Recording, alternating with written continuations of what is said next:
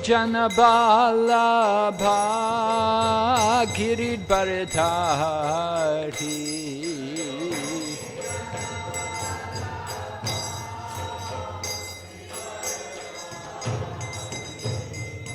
Yashodanandana Prajajanaranjana Yashodanandana Prajajanaranjana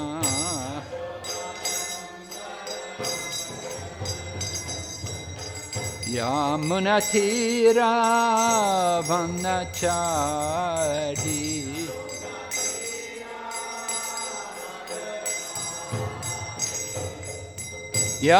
Yamunatira Vanachari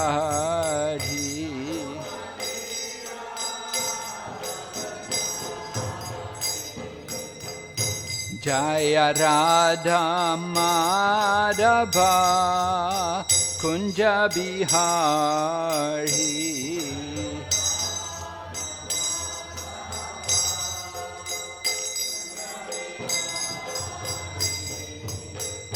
Jaya Radha Madhava Kunja Bihari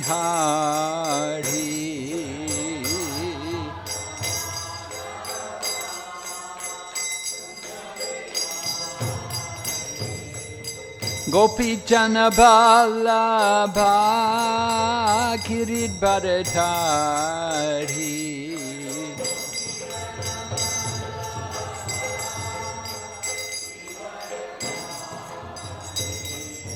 Gopi Janabalabha Giridharidhari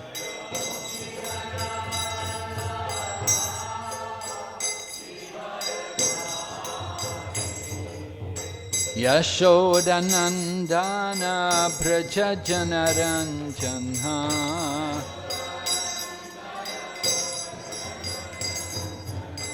Yashodanandana Prajajanaranjana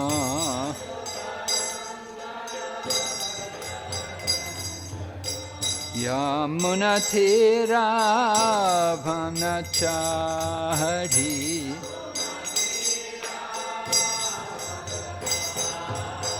Yamunatira Vanachari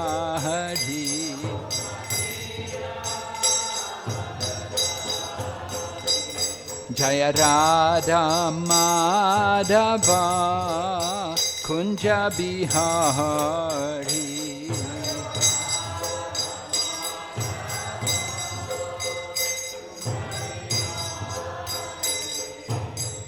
Jaya Radha Madhava Kunja Bihari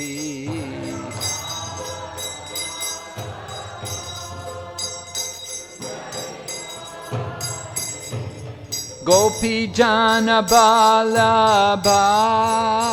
Giridharidhari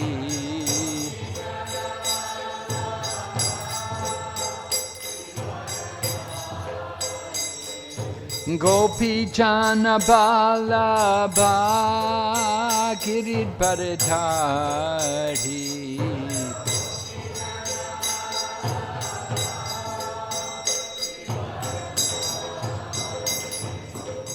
Yashodanandana Prajajanaranjana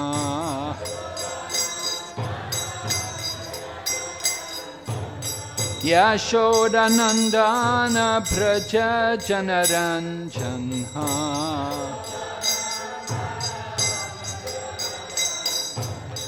Yamunatira Vanachari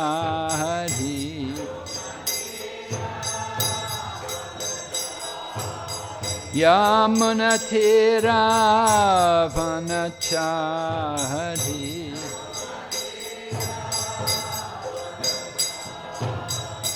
Hare Krishna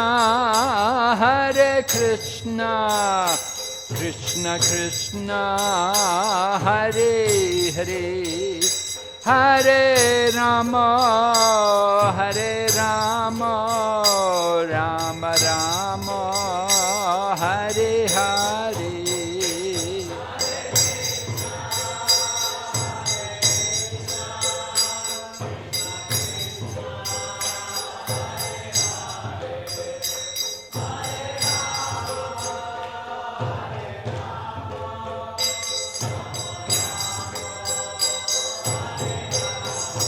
Hare Krishna, Hare Krishna, Krishna Krishna, Hare Hare, Hare Rama, Hare Rama, Rama Rama, Hare Hare.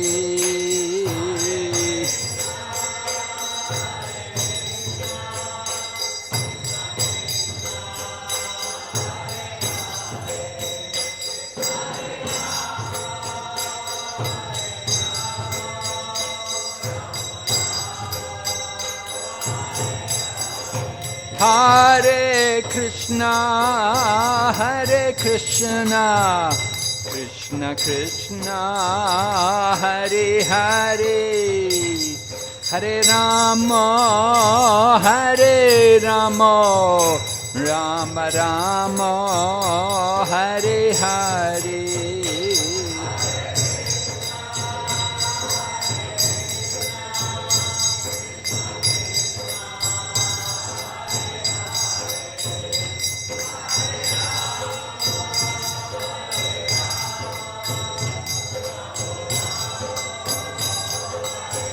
Nitai Gaur Haribo, Haribo, Haribo, Nitai Gaur Haribo.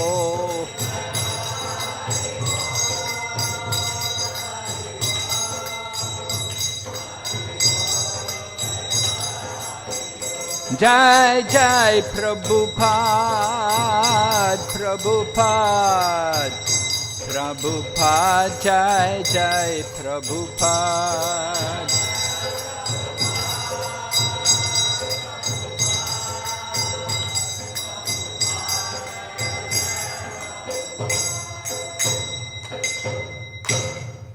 Gaur Premanande.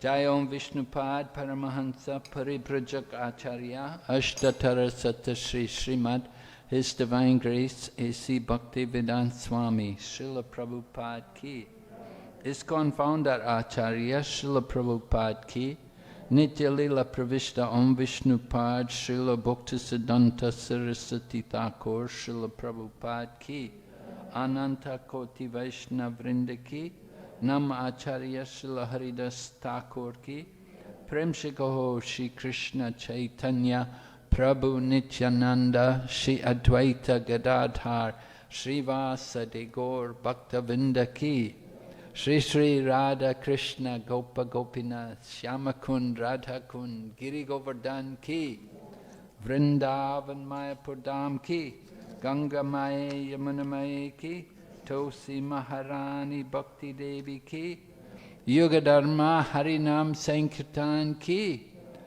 Most auspicious Avirbhav Mahotsava Srila Bhakti Siddhanta Saraswati Prabhupada Ki. All glories to assembled devotees, all glories to assembled devotees, all glories to assembled devotees, all glories Sri Guru Sri Gauranga, all glories Srila Prabhupada. Nama Om Vishnu Padaya Krishna Prestaya Bhutale Srimati Bhakti Vedanta Swami Niti Namane Namaste Saraswati Devi Gauravani Pracharine Nirvishesha Shunyavadi Paschatya Deshatarine. So today being the appearance day of His Divine Grace Srimad Bhakti Siddhanta Saraswati Prabhupada, we will speak about his life and his mission. Om Jnana Timirandasya Gyananjana Shalakaya Chaksurunmilitan Yena Tasmai Shri Gurave Namaha Shri Chaitanya Manobhistam Stapitam Yena Bhutale Swayam Rupa Kadamayam Dadati Swapadantikam Bandeham Shri Guru Shri Yata Padakamalam Shri Karun Vaishnavamscha Shri Rupam Sagrajatam Sahagana Raghunathan Vitam Tam Sajevam Sadvaitam Savadutam Parijana Sahitam Krishna Chaitanya Devam Shri Radha Krishna Padan Sahagana Lalita Shri Vishaka Nitamscha Hey Krishna Karana Sindhu Dinabandhu Jagatpate Gopesha Gopika Kanta Radha Kanta Namastate Tapta Kanchana Gaurange Radhe Vrindavaneshwari Vrishabhanu Sute Devi Pranamami Hari Priye Vanchakalpatarubhyascha Kripa Sindhu Bhayevacha Patitanam Pavanebhyo Vaishnavibhyo Namo Namaha Jai Shri Krishna Chaitanya Prabhu Nityananda Shri Advaita Gadadhar Shri Vasadi Gaur Bhaktavinda Hare Krishna Krishna Krishna Hare Hare Hare Rama Rama Rama Hare Hare. So it was in the year 1874 at this time that Srila Bhakti Siddhanta Saraswati made his appearance in this world. He was born in the holy place, Jagannath Puri. And those of you who have been to Jagannath Puri, you must have seen the birthplace, because there's a Gaudiya Math temple there today. Initially, of course, Srila Bhakti Siddhanta Saraswati appeared in the family of the personality we know as Bhakti Vinod Thakur. At that time, Bhakti Vinod Thakur was the magistrate in the district of Jagannath Puri, and he was given a residence there just on the main road between the temple of Lord Jagannath and the Gundicha temple, where Jagannath goes every year. So it was at that place Srila Bhakti Siddhanta Saraswati appeared, and initially he was given the name Bhimo Prasad, the mercy of Bimala. And Bimala is named for Lord Shiva's wife. So Bimala Prasad appeared, I think he was the third or the fourth son of Srila Bhakti Vinod Thakur, who had a large family. Bhakti Vinod Thakur had 11 children. He wanted all of his children to help him in propagating the message of Lord Chaitanya Mahaprabhu. And he trained them like that. So Bhimo Prasad, at the time of his birth, it was noted that when he came from the womb of his mother, the umbilical cord was wrapped around his neck like a Brahmana thread. So that was an auspicious sign. And then some months later, at the time of the Rath Yatra, the Rath Yatra car came past their home, and Bhakti Vinod Thakur's wife, Bhagavati, she took the opportunity to bring the child onto the chariot of Lord Jagannath, and she placed the baby at the feet of Lord Jagannath to get blessings It's a custom. When we go on Rath Yatras in different parts of the world, people who may have a very young child, they may pass the child onto the chariot to put the baby at the feet of the deity to give blessings to the child. So when Bhimo Prasad was placed at the feet of the deity, it was noted that a garland of flowers fell off onto the child. So that was another very auspicious omen, indicating that this is a special child. Then, later on, as the child began to grow, when he was only a few years old, his father had brought some mangoes to be offered to the family deity. But before they could be offered, the child had eaten some of the mangoes. And so when the father came and saw that some of the mangoes had been honored by the child without offering, then he mildly rebuked the child and told, "Oh, you have taken before it was offered to Krishna." He told the child, "This is an offense." And so when the child heard like that, he made the vow that in the future I will not accept mangoes. And throughout his whole life, he did not accept mangoes.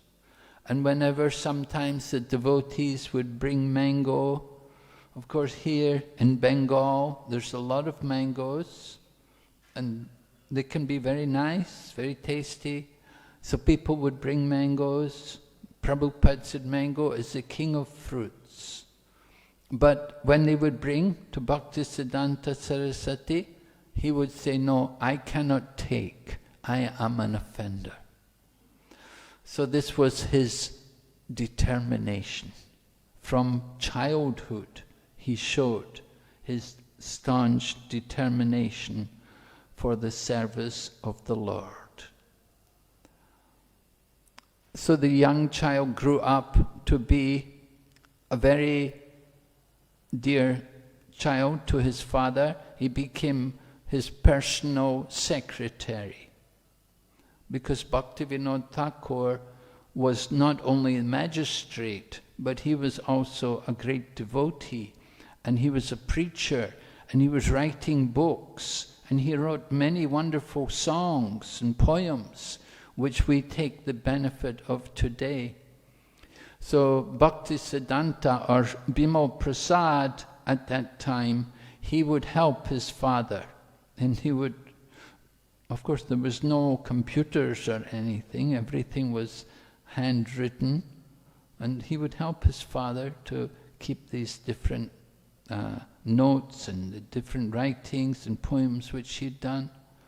And at the same time, he would also be reading and studying himself. When his father would go traveling, Bhimo Prasad would go with him, and he would take the opportunity to research the different religious traditions.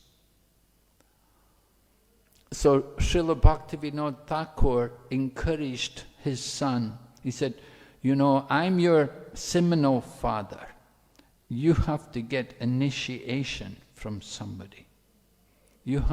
I cannot give you initiation. You have to take initiation from someone."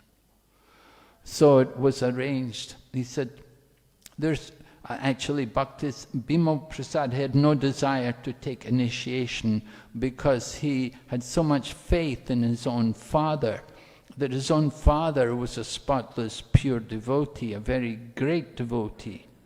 We say Bhaktivinoda Thakur. The title Thakur is given to very, very elevated, pure devotees. So he was serving his father, but his father wanted him to get initiation. So who to take initiation from? Because there were so many sahajas.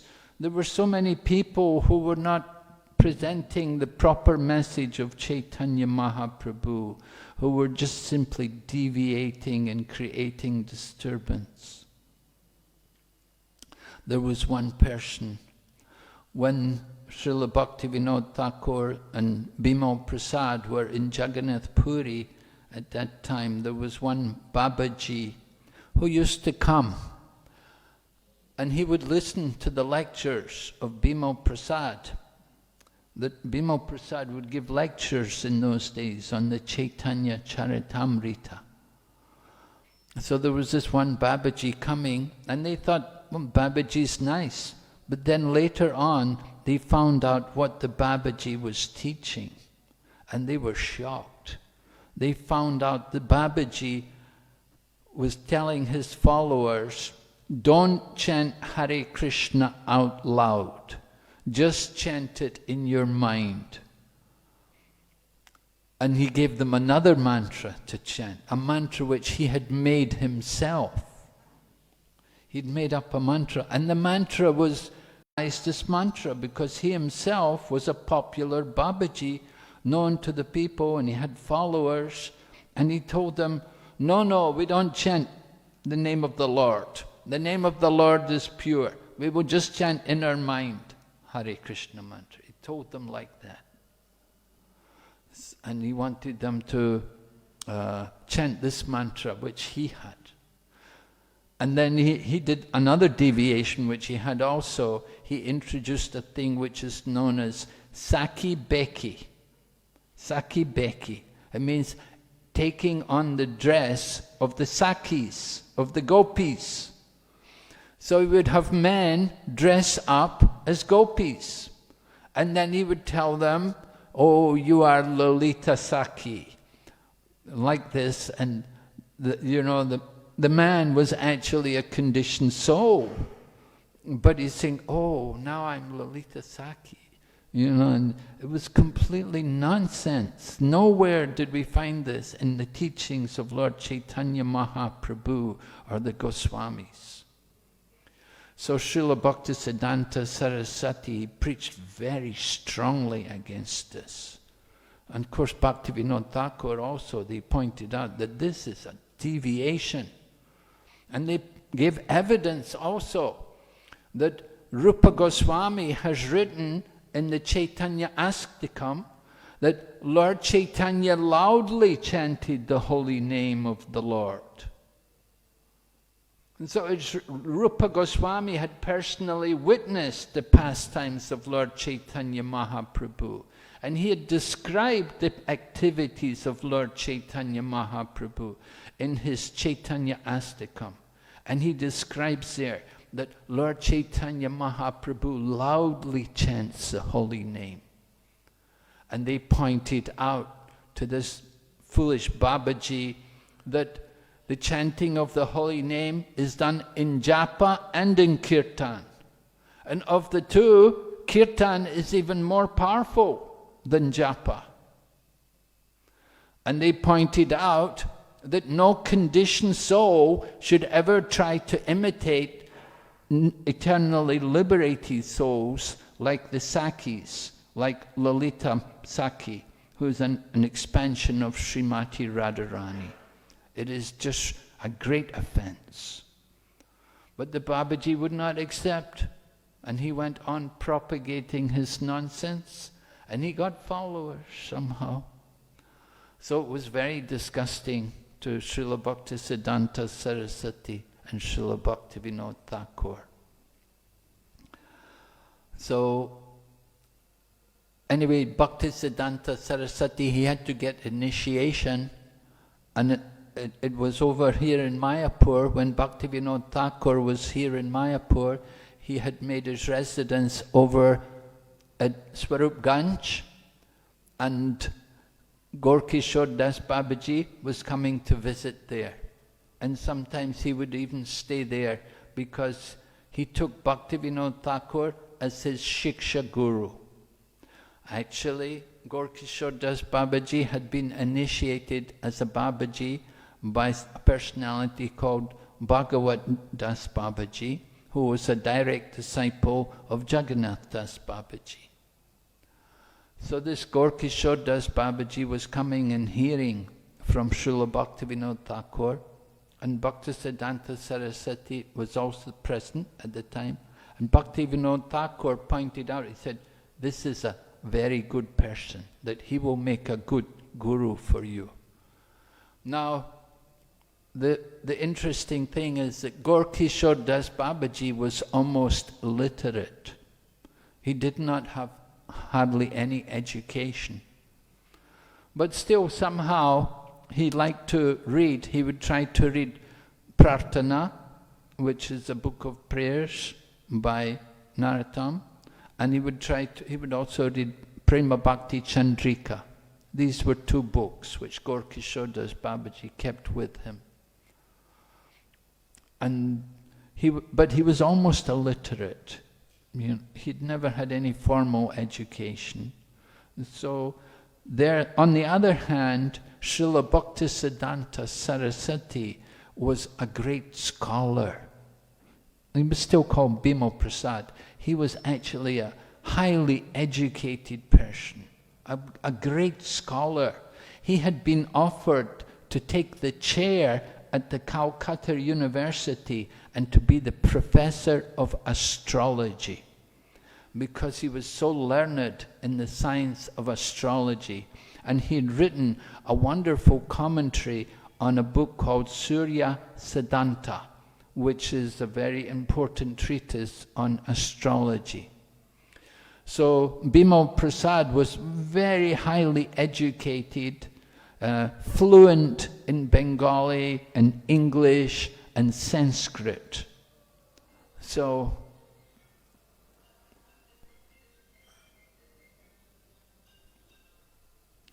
he was fluent in these very important languages, and he knew all of the Shastras. He'd studied deeply all of the Shastras, because even as a young child, when he was only 7 years old, he already had memorized the whole Bhagavad Gita. And he could not only quote the verses of Bhagavad Gita, but he could explain the philosophy of the Bhagavad Gita to people. So he was highly educated. So when he approached Gaur-Kishore Das Babaji for initiation, Gaur-Kishore Das Babaji said, "Oh, no, how I can initiate you? You're such a learned person. Look at me, I'm an uneducated fool. How I can ever become your spiritual master?" Anyway, Srila Bimal Prasad begged him, No, please, I want to get initiation. I realized I've been foolish. I've spent so much time studying all of this worldly knowledge. Actually, Bhakti Siddhanta Saraswati was such a learned person. He was called a walking encyclopedia. He could speak on any subject, any topic anybody wanted to bring, he could speak on it and debate with them. He was so learned. And so Gaur-Kishore Das Babaji said, "Look, no, how I can become your spiritual master?" Bimal Prasad said, No, I need to get initiation. You should, please, you have to accept me. So he said, "Well, I will ask Mahaprabhu." So then, after some time, they met again. And so he said, Bimal Prasad again said, "Did you ask Mahaprabhu?" "Oh no, I forgot to ask him." So then he begged, please, I need to get initiation. All right, I will ask. So next time they met, "Did you ask him?" "Well, I asked him, but he did not give me any reply." So then Bimal Prasad became very grave. And he quoted from the song which we sing, Gurudev, Kripa Bindu Diya. How does it go? At the end of the song it says, Karana Haile Gandiya Gandiya Pranana Rakibo Ara. Karana no Haile Gandiya Gandiya Pranana Rakibo Ara. That if you are not merciful to me, then I will simply weep, and I will not maintain my life any longer. So when Gaur-Kishore Das Babaji heard that he's ready to give up his life, And then he saw Bimal Prasad was shedding tears and crying, feeling himself helpless and really seriously contemplating giving up his life. Then Gaur Kishore Das Babaji said, all right, go take your bath in the nearby river and come back. And he took bath and came back, and then he initiated him. And he gave him the name Vrishabhanavi Devi Daitaya Das. Vrishabhanavi Devi Daitaya Das, meaning one who is the servant of the lover of Srimati Radharani. Beautiful name, eh? So that was in the year 1900. He was given initiation. At that time he was already 26 years of age, and he had become initiated. So they were preaching. He was with Bhakti Vinod Thakur. He would preach, and he would often give lectures. But he was very aggressive. He was called Narasimha Guru, Simha Guru, like a lion. He would preach very strongly and very forcefully because he was very unhappy to see all the deviations and all the nonsense which was going on in the name of propagating the message of Lord Chaitanya Mahaprabhu. Particularly, he was preaching against like this Babaji. I mentioned how this Babaji was teaching people to do Saki Beki, become a gopi, dress like a Saki, even though you're a conditioned soul, take on the mood of the gopi.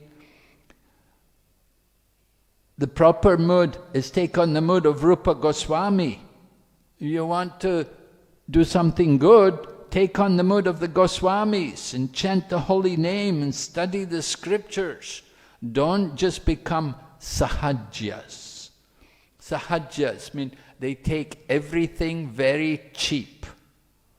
And they think it's so easy to become a Paramahamsa and to become the liberated souls. Prabhupada often, our own Srila Prabhupada often warned us, be very careful about Radha Kund, because in Radha Kund there are many sahajas that they take on the dress of Paramahamsas. Paramahamsas give up all the symbols of Varnashram. They take off their Brahmin threads and they cut the Sika and they don't carry the danda. They give up, this is the Babaji, because Babaji means Paramahamsa, that one is actually on the stage of Paramahamsa, the topmost level of devotional service, completely absorbed in service to Krishna through chanting the holy name. So Srila Bhakti Siddhanta Saraswati, he hadn't taken that name yet.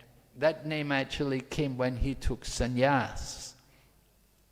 So sannyas initiation came later. I think it was 1918 when he took sannyas. He took initiation in the year 1900. So he was serving his father still. His father trained him in book publishing, in proofreading, in editing, different things like this. Preparation for his future, that he could go on publishing books, writing books, and even he began publishing a newspaper, a daily newspaper. So Srila Bhakti Siddhanta Saraswati was preaching aggressively, and Srila Bhakti Vinod Thakur thought it was not very good because it was making some agitation. People were offended.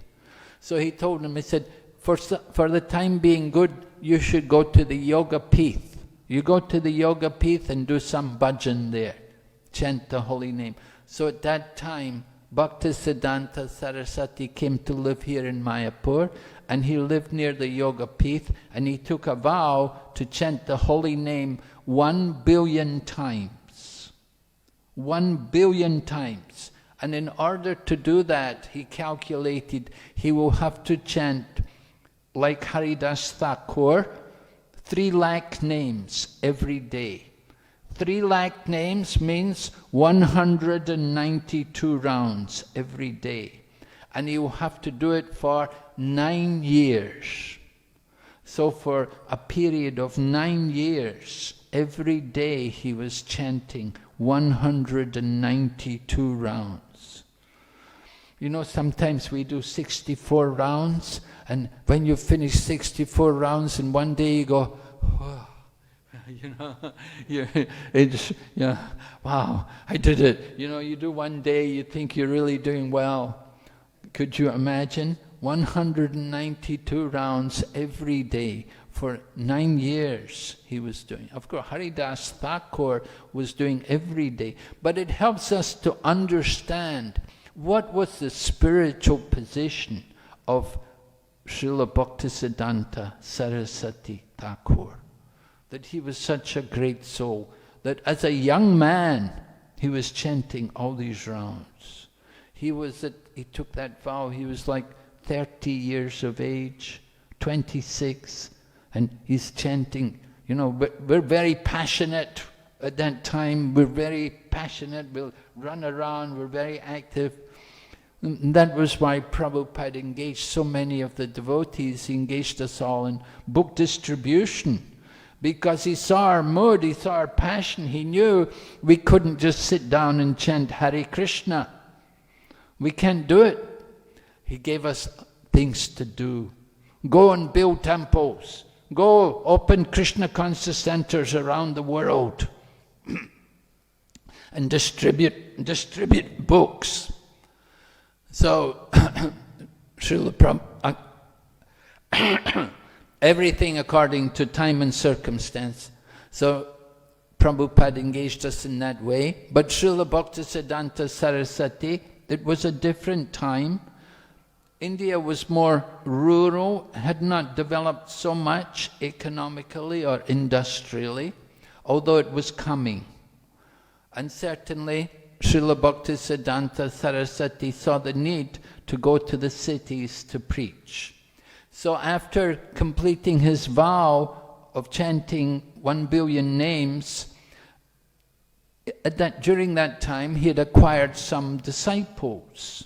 He had not yet taken sannyas, but he already had some disciples.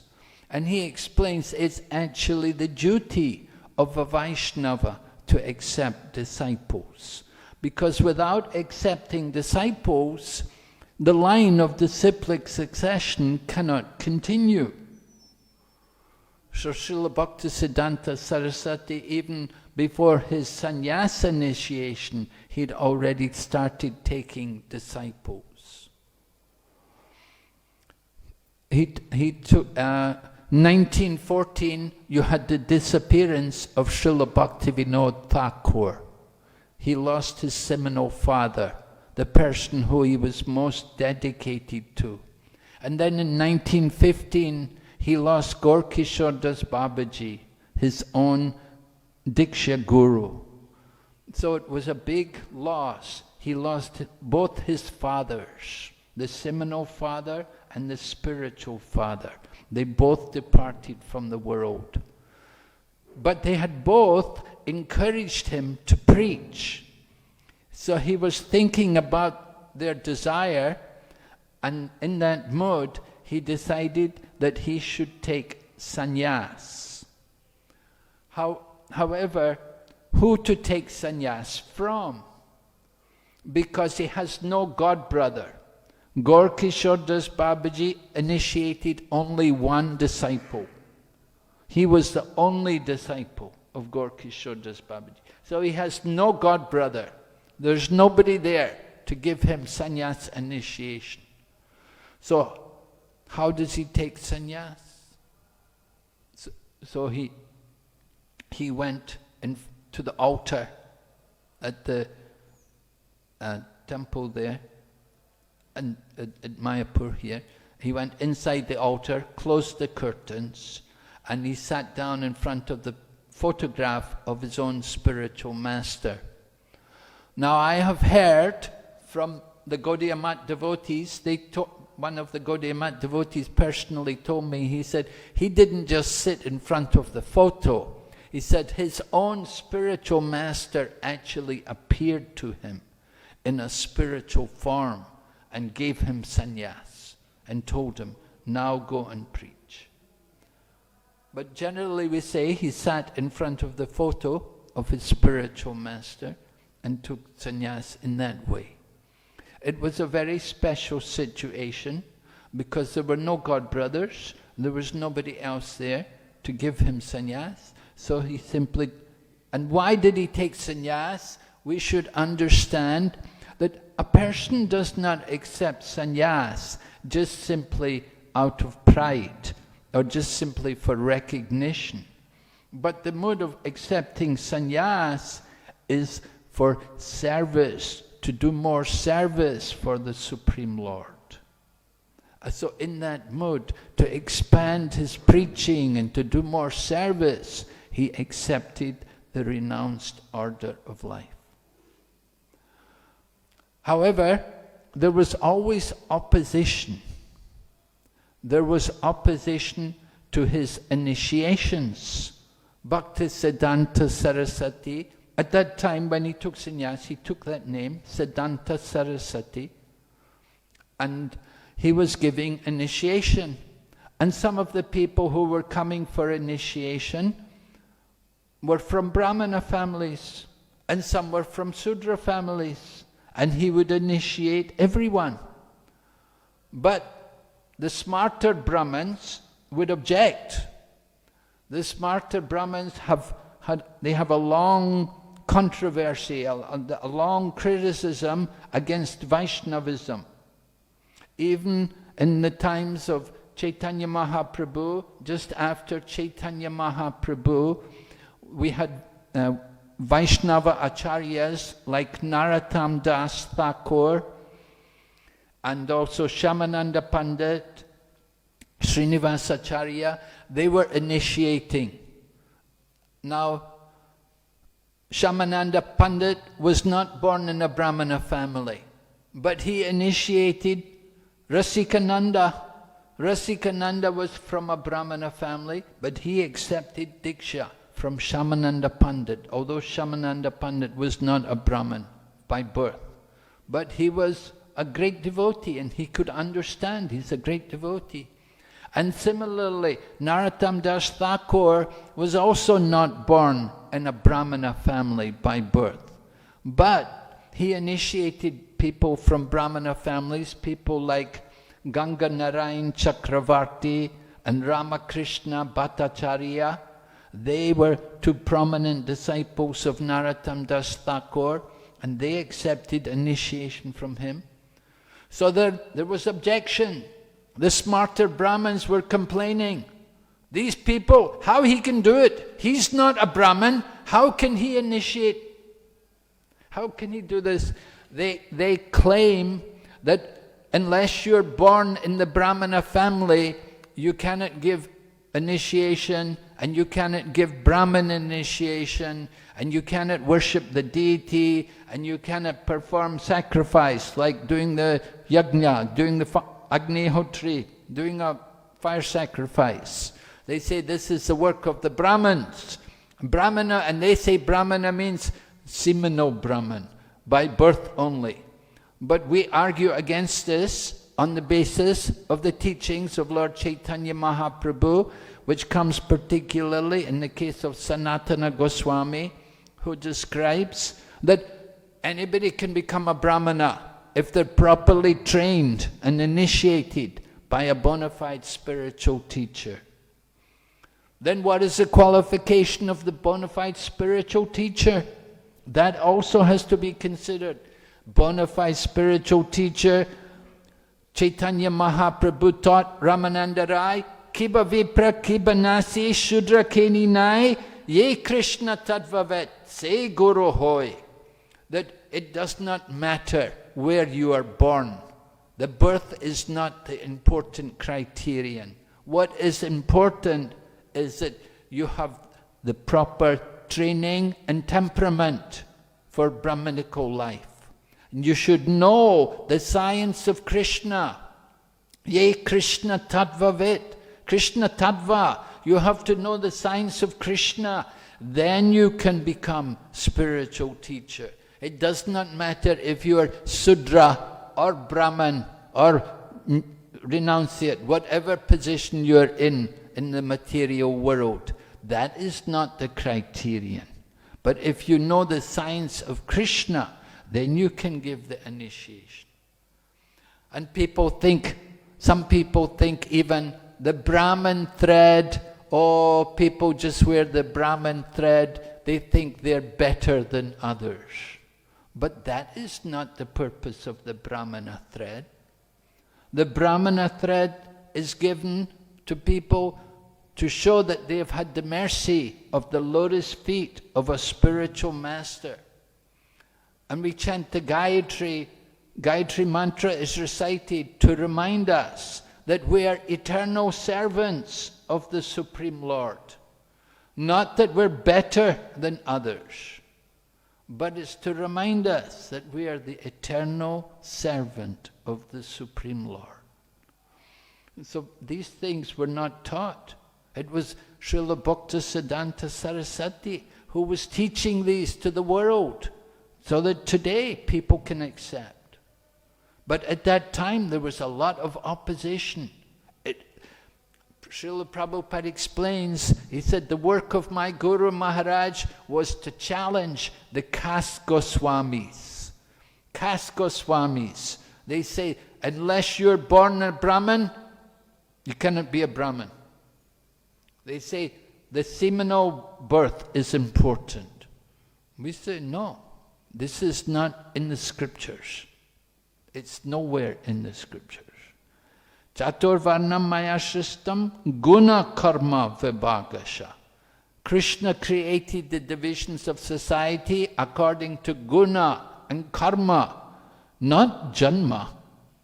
That is their concoction. That they wanted to take advantage, unfair advantage, and exploit the people. So, Srila Bhakti Siddhanta Saraswati, in the mood of Bhaktivinoda Thakur and in the mood of the Goswamis of Vrindavan and Chaitanya Mahaprabhu, he preached against the caste Goswamis, that this is all wrong, that anybody can worship the deity if they're properly trained and initiated. It's not birth which is the criterion. But there were people were challenging. They had parikrama here in Mayapur, and they came at one point to the Ghat, and there was a big procession, many devotees, and even they had a big elephant. And what happened? There was a gang of people, they threw stones on the devotees. They all got pelted with these stones. It was an outrage that they attacked a peaceful demonstration, a peaceful march. The devotees were peacefully performing parikrama and sankirtan, and they got stoned. And then when they came to Vrindavan, when Srila Bhakti Siddhanta Saraswati brought his devotees to Vrindavan, all the shopkeepers closed the shops. They didn't want to sell anything to them. They said, you're making Brahmins from people who are not Brahmin. You're letting these Sudras become Brahmins. We don't want to encourage you. We're not selling anything to you. They closed the shops. What to do? They had to go on regardless. They had to tolerate so many of these things to establish the Krishna consciousness movement. And there were people, they said, Chaitanya Mahaprabhu, he is not the Supreme Lord. Why are you worshipping him? He's a devotee. He said himself, he's a devotee. He said, Gopi Bhartu Pada Kamalayor Dasa Dasan. He never said he's the Supreme Lord. How are you putting him on the altar as a god? They challenged like this. They said, where does it say he's God? So Bhakti Siddhanta Saraswati had to prove to them. He had to teach them the scriptures. He quoted Srimad Bhagavatam, Krishna Varnam Tevishap Krishnam Sango Pangashta Parshadam.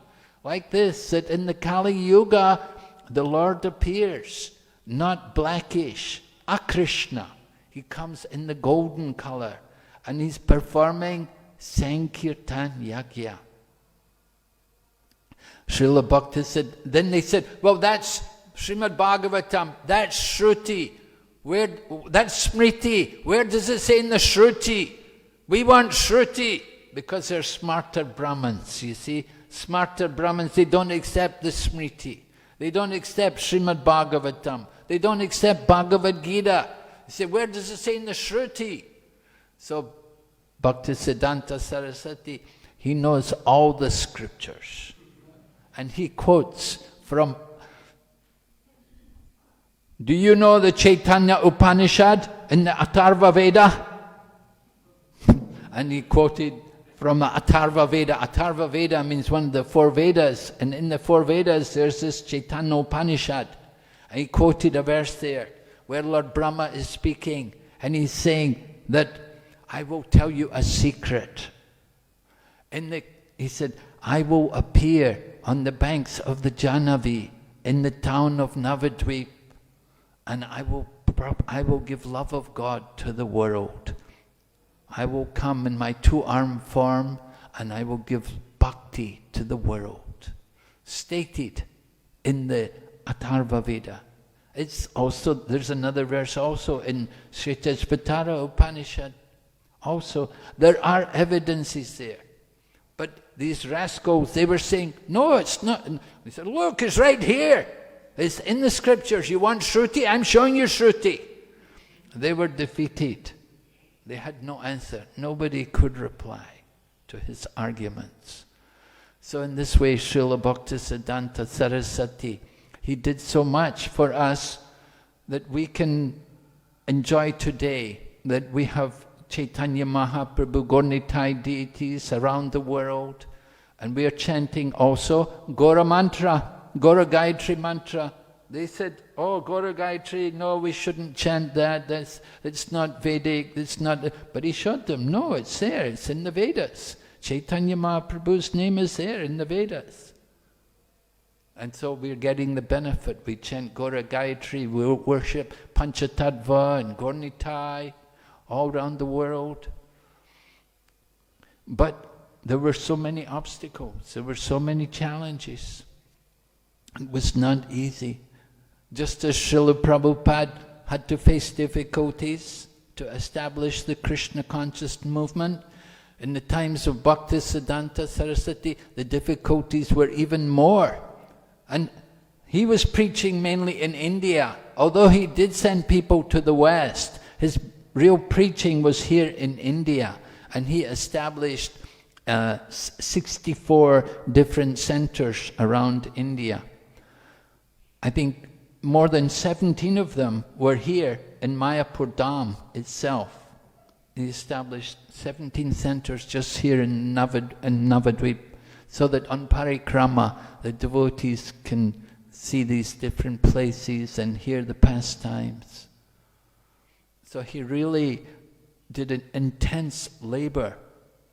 And he was very, very careful to guide his devotees. One interesting lila which takes place is that when the devotees were at the temple of Shakshi Gopal over in Orissa, he saw that his followers, the people who were accompanying on the tour, they were grihastas, and they were not giving any donations to the beggars. They were not giving alms to the beggars. And so later on he spoke about it. He said, you know, to give alms to the beggars is not karmakandi. Some people think that, oh, this is karmakandi activity, just some pious activity to give donations, to give charity to the poor people, to the less fortunate people. He said, they're also part of God's family. And of course they may be in difficult times, they're poverty-stricken, but it's the duty of all devotees to have compassion, and to those who are well-to-do, that they should try to help the less fortunate people by giving charity. So sometimes, people criticize it, oh, this is welfare this is just karma kandi activity. But Srila Bhakti Siddhanta Saraswati, it said, especially when you come in a holy place, and the people who are there sitting outside the temples, you should try to give some kind of charity. Those of you who are well-to-do, don't be miserly. He said, if you don't give charity, then you don't want to give to Krishna ultimately. You don't give to the parts and parcels of Krishna, and you won't give to Krishna either. You just keep it for your own self. You just keep your wealth for your own self. So he didn't want that. He wanted to encourage that the people, devotees, should be kind-hearted and charitable, give donations, feed the poor. Srila Bhakti Siddhanta Saraswati, actually there was another time when there was a famine.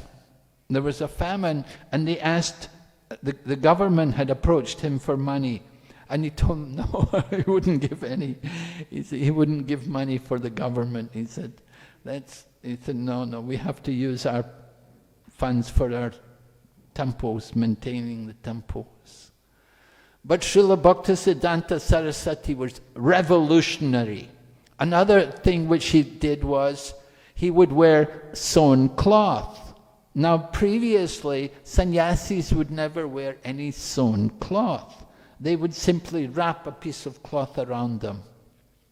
But he would go to meet different people. At the time he was preaching, India was under the rule of the British. So he would go to the important people, British people, and he wanted to dress respectably, and he put on a kurta and sewn cloth.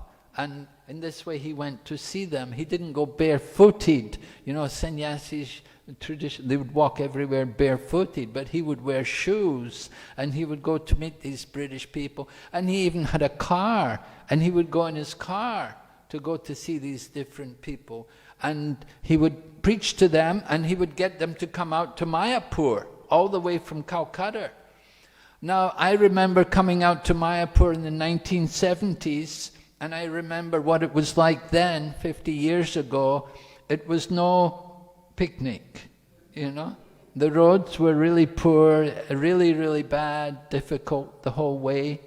And you could imagine 100 and more years ago, what it must have been like. Bhakti Siddhanta Saraswati was here, and he was getting people, British people, to come out to Mayapur to see. And not just any ordinary people, but very important people with big positions in the government. He'd get them to come out to Mayapur, and then he would show them the maps, and he would establish the actual birthplace of Lord Chaitanya Mahaprabhu is here in Mayapur. So that was very important work which he was doing. And he was encouraging the principle given by Rupa Goswami, which is Yukta Vairagya. Yukta Vairagya. Not just Falgu Vairagya, not just false renunciation, but renunciation in relation to Krishna. To use everything in the service of Krishna. That is Yukta Vairagya. Just like we're using this technology to here today. It's all, you could say this is materialistic. We're using these material things. But we are using them in the service of Krishna. And that is encouraged by Rupa Goswami. Nirbandha Krishna Sambandhe Yukta Vairagya Uchate. Srila Rupa Goswami has described for us that actual renunciation is utilizing everything in the service of Lord Krishna. So Srila Bhakti Siddhanta Saraswati, he did that. He utilized everything for the service of Krishna. And particularly he was fond of the printing press, which he called the Brihad Madanga, for printing books, because the book would go all over the world. Bhaktivinoda Thakur, his father, had sent books to Canada in 1896. 1896, he had sent books to Canada, and devotees went in the 1960s and they found the books which Bhaktivinoda Thakur had sent. They went to McGill University in Canada, in Toronto. They found the books which had been sent there. So book distribution, very important, very powerful. Bhakti Siddhanta Saraswati liked so much to see books. And when people wrote articles, he would simply see how many times the word Krishna appeared there. And if the word Krishna was there many times, print it. That was the important thing. He liked to see the word Krishna there. And the daily newspaper was there. And people were going, if they would sell even 1 or 2 newspapers, they would collect a few paisa. He would glorify them. Very good, you've done very well. He didn't like them just to go to the rich people.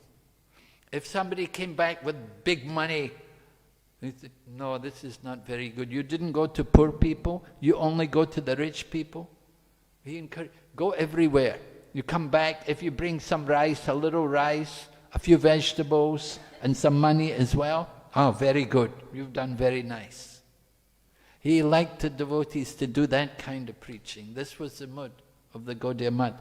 In those days, that was 1920s, right? He established the Gaudiya Math. We know our own founder, Acharya, Srila Prabhupada, he got initiation. Well, he first met Bhakti Siddhanta Saraswati 100 years ago this year, 1922.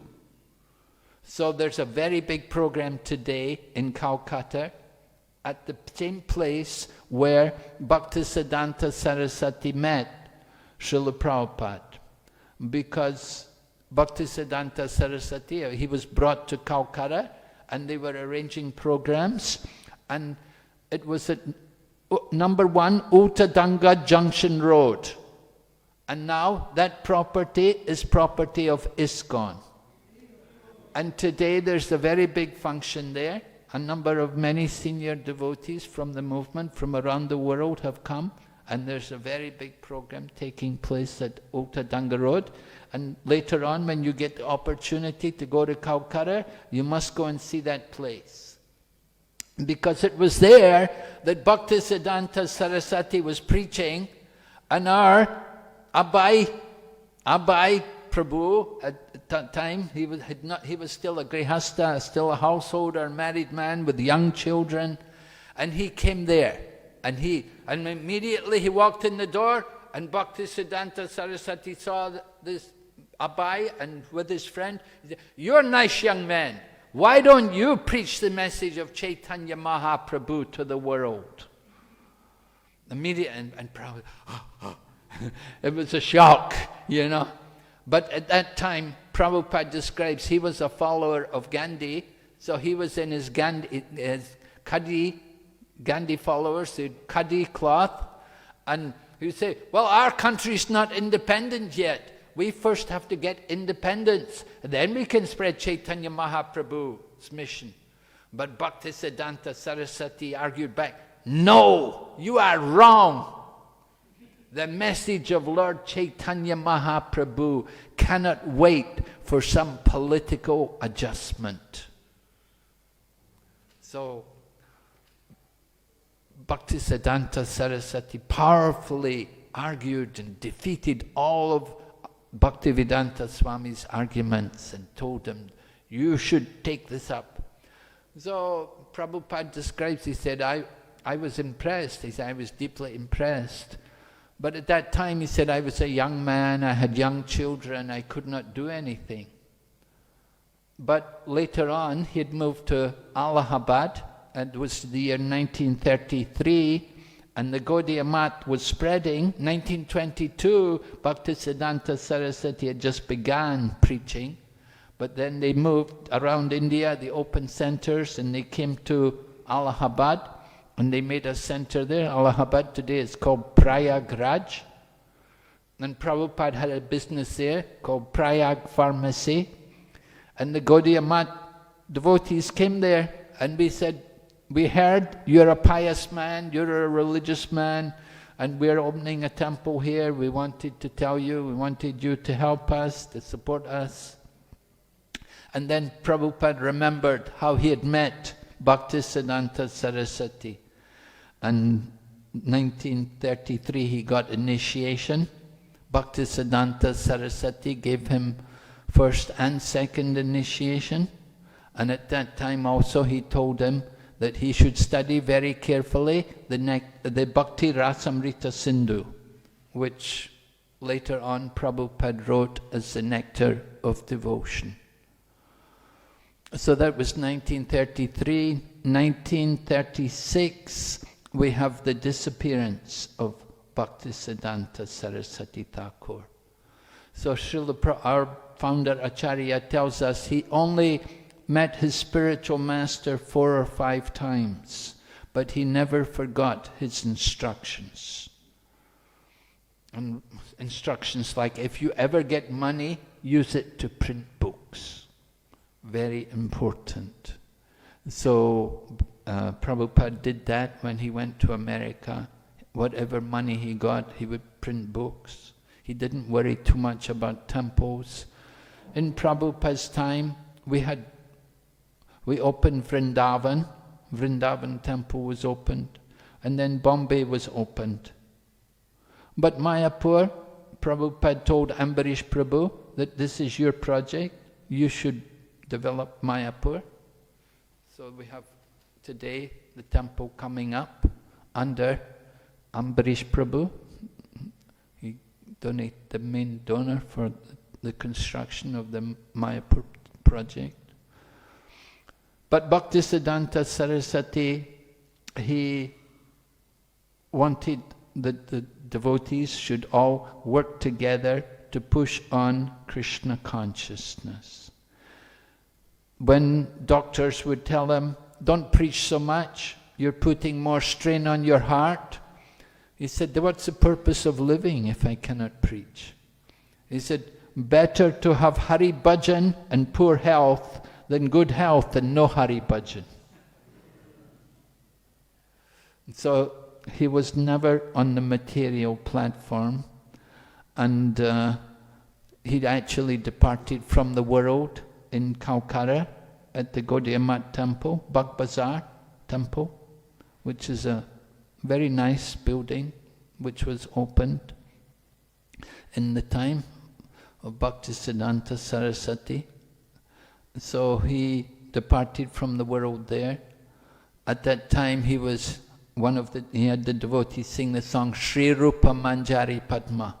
It was a favorite song of Srila Bhakti Siddhanta Saraswati. He liked to hear it. And interesting, he had the devotee sing the song. The devotee who sang the song was not really the best kirtanier. But Bhakti Siddhanta Saraswati considered that his mood of devotion was the best. So he was not so much concerned with the musical presentation, but the devotional presentation meant more to him. So he departed from the world there in Calcutta, and then later on, a few days later, they brought his body out from Calcutta. They brought his body out here to Mayapur and was placed in Samadhi down the road where we see it today. So this is some brief incidents from the life of Bhakti Siddhanta Saraswati and his mission. He is the pioneer. Certainly he took on, we say Bhaktivinoda Thakur is a pioneer of preaching Krishna consciousness in the Western world. And Srila Bhakti Siddhanta Saraswati continued following in that mood of Bhaktivinoda Thakur, sending people to foreign countries. They went to Burma. At that time, Bangladesh was still part of India, so that regularly people were going to Bangladesh. He wanted so much to see Krishna consciousness spread around the world, and we hope that somehow the efforts which were going on today are pleasing to him. Are there any questions? Yes, Prabhu? Just like in ISKCON, we have the systematic study of Shastra, Bhakti Shastri, Bhakti Vaibhav. Similarly, did Bhakti Siddhanta Saraswati Thakur also initiate something like that? Yes, right. That's right, yes. Bhakti Siddhanta Saraswati also had this program. The devotees study the Shastra. You can see, if you get Bhakti Vikasi's book about Bhakti Siddhanta Saraswati, you can see there, they've got some of the questions which were there for the Bhakti Shastri students. Yes, Prabhu? Thank you so much for this wonderful class on Bhakti Siddhanta Saraswati Goswami. Maharaj, as you see the parampara altars, so from Bhakti Siddhanta Saraswati Goswami, we see that saffron cloth robes being worn by the whosoever taking up this preaching mission. Rightly. The disciplic succession? Yes. On the altar? Well, the disciplic succession on the altar is based on shiksha, not on diksha. And that was how Bhakti Siddhanta Saraswati arranged it like that. That he put the picture of Jagannath Das Babaji and then Bhaktivinoda Thakur. Now Bhaktivinoda Thakur was initiated by another person, right? But it was Jagannath Das Babaji who was his Shiksha Guru. And when Bhaktivinoda Thakur established the Yoga Pith, it was Jagannath Das Babaji who'd come there to confirm that this is actually the birthplace of Lord Chaitanya Mahaprabhu. So you could say that the disciplic succession on the altar is to remind us that shiksha is more important than diksha. That while diksha is necessary, that shiksha is even more important. And again, the relationship between Bhaktivinoda Thakur and Gaurkishore Das Babaji is not diksha, but it is shiksha. So is it from Bhakti Siddhanta Saraswati Goswami, but he took that sannyas initiation directly from his Guru Maharaj. So from that day only he took up that saffron robes, saffron cloths. Previously it was white robes in the form of Babaji dress. Can you tell me what he's saying? After he took sannyas, at that time he wore the Saffron. Yes. After he took sannyas, then he put saffron on. Yes. When he first got initiation from Gaurkishore Das Babaji, we never heard anything about him putting on saffron. But certainly when he became sannyasi, then he would put on saffron. Now, wearing saffron cloth was a privilege which was given to brahmacharis for the purpose of preaching. That it will help them to go out and preach. That people will give more respect if they see you in the saffron cloth. They will think, they will think of you like a sannyasi almost, you see.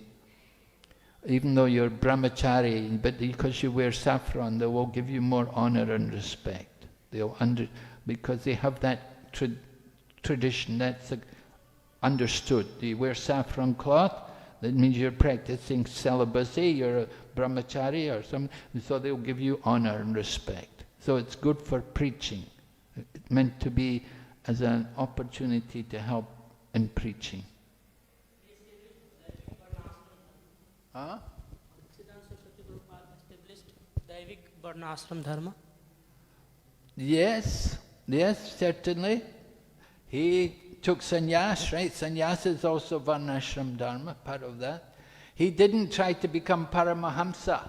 Although Bhaktivinoda Thakur and Gaurkishore Das Babaji, they were Paramahamsas. They'd taken Babaji initiation, but he didn't want to put himself on their level.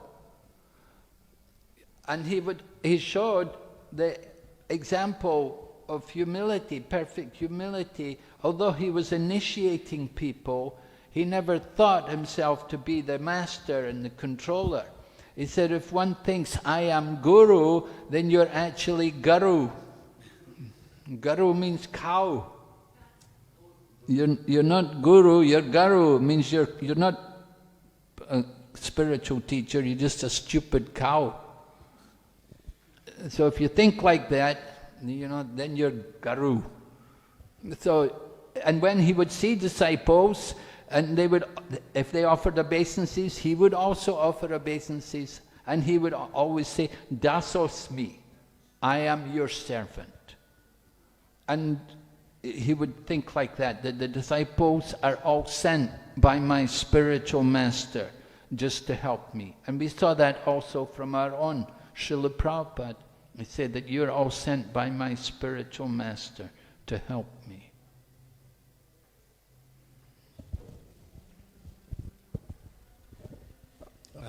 Thank you, Maharaj, for your nice class. Dandavat Pranam. Maharaj, next month Navadvip Dham Parikrama is coming, and you participated and you led a lot of parikramas in your life. I've seen the videos. So how I can or we can convince myself to take the parikrama, because it's a very painful process. It is by walking. So please tell something, Maharaj.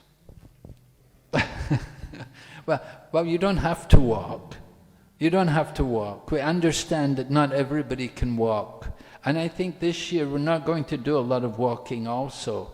Mostly we'll be traveling on boats or by vehicles, I think, because we're only going out for 5 days, so we won't be doing a lot of walking. But, parikrama, the idea is to come and hear about the holy place. The walking part is not so important. You don't worry about that. If you want to, there'll be autos and rickshaws and things there. They're always there. They're happy. They get some business. They can make some money, And we don't mind. Nobody's going to complain, oh, what are you doing? You have to walk. No. Our parikramas are quite relaxed. You want to ride in a rickshaw, no problem. We're happy you come. Just come along and hear the kathas. That's the real purpose. Okay, thank you very much. Srila Prabhupada ki. Srila Bhakti Siddhanta Saraswati Thakur. Srila Prabhupada ki.